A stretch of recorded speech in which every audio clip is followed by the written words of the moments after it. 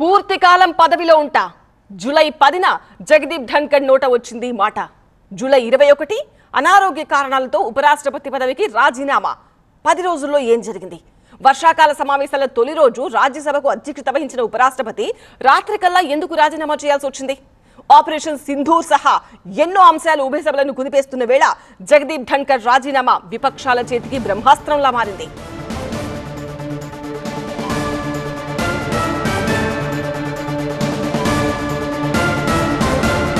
BJP ఒత్తిడితోనే ఉపరాష్ట్రపతి రాజీనామా చేశారంటోంది విపక్ష కాంగ్రెస్.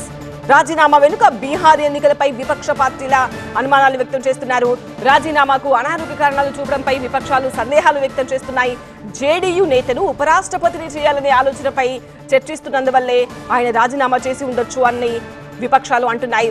రాజీనామాపై పునరాలోచన లేదని మరోసారి జగదీప్ ధన్కర్ సంకేతాలు పంపించారు. వీడ్కోలు ప్రసంగం పైన కూడా ఆసక్తిగా లేరు జగదీప్ ధన్కర్.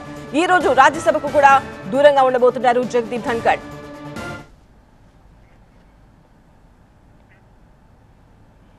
రాజీనామా లేఖ మనం టీవీ స్క్రీన్ పైన చూస్తూ ఉన్నాము. పూర్తి కాలం పదవిలో ఉంటా.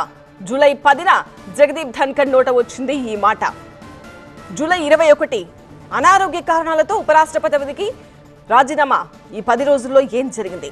వర్షాకాల సమావేశాల తొలి రోజు రాజ్యసభకు అధ్యక్షత వహించిన ఉపరాష్ట్రపతి రాత్రికల్లా ఎందుకు రాజీనామా చేయాల్సి వచ్చింది?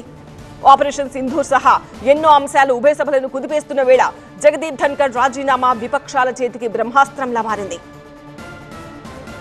బీజేపీ ఒత్తిడితోనే ఉపరాష్ట్రపతి రాజీనామా చేశారు అంటోంది కాంగ్రెస్ పార్టీ.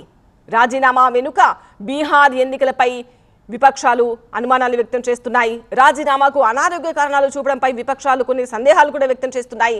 జేడీయూ నేతను ఉపరాష్ట్రపతి చేయాలనే ఆలోచనపైన చర్చ జరిగింది కాబట్టి ఈ కోణంలో కూడా ఆలోచించాల్సిన అవసరం ఉంది అంటోంది కాంగ్రెస్ పార్టీ. రాజీనామాపై పునరాలోచన లేదు అని జగదీప్ ధన్కర్ మరోసారి సంకేతాలు పంపారు. వీడ్కోలు ప్రసంగం పైన కూడా జగదీప్ ధన్కర్ ఆసక్తిగా లేరని సమాచారం. ఈ రోజు రాజ్యసభకు కూడా దూరంగా ఉన్నారు జగదీప్ ధన్కర్.